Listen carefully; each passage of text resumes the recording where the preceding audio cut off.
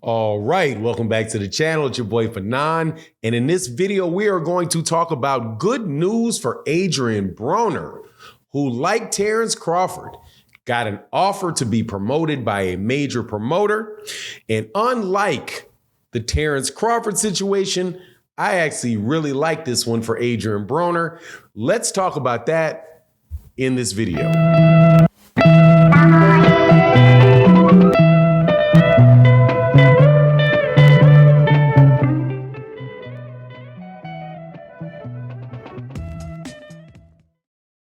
All right, welcome back to the channel. It's your boy Fanon, and in this video, we're going to be in the 147 pound division and talking about Adrien the Problem Broner, who had a major problem in that he walked away from BLK Prime after they were unable to satisfy the requirements of their agreement, and it looked like he is hanging out in the wind.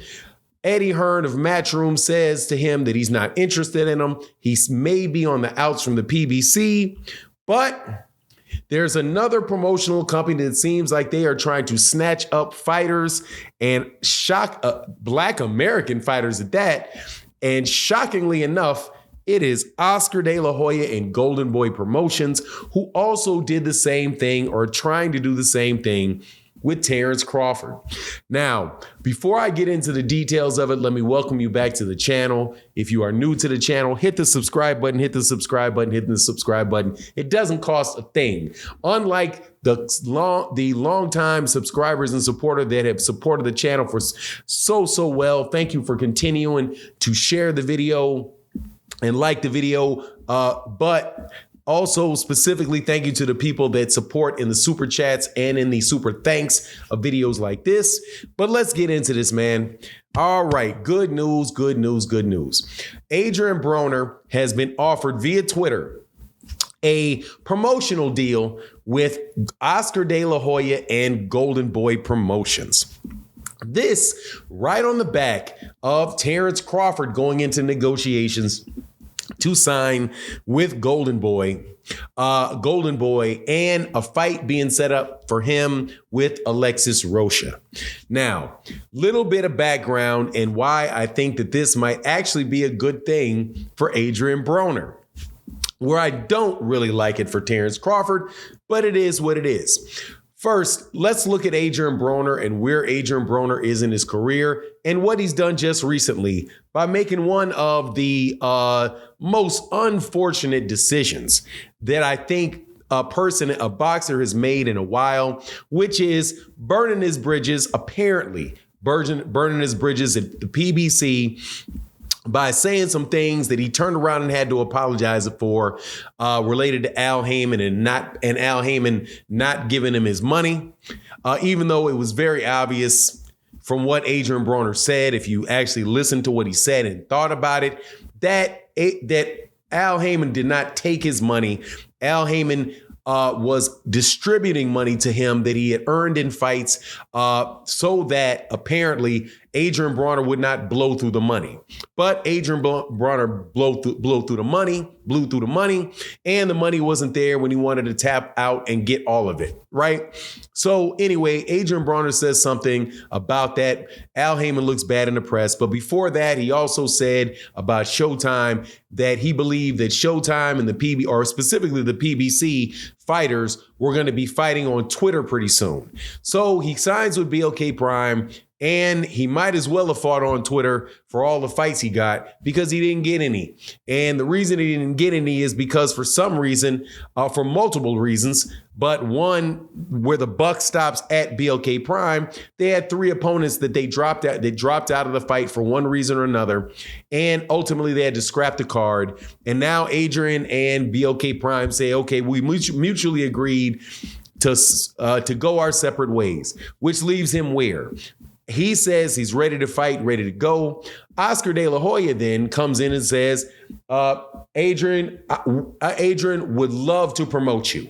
Now, notice that Eddie Hearn had said, who's another promoter, Matchroom, who's also televises fights on DAZN, said that he wouldn't be interested to sign Adrien Broner. Adrien Broner's not the draw that Adrien Broner used to be. Now, this is why I say that this is a good option for Adrien Broner, right? I'm not going to just hate. I'm not just anti any particular organization. If an organization seems like it is a good fit for a person's circumstances, hey man, you got to go with what you got to do what you got to do.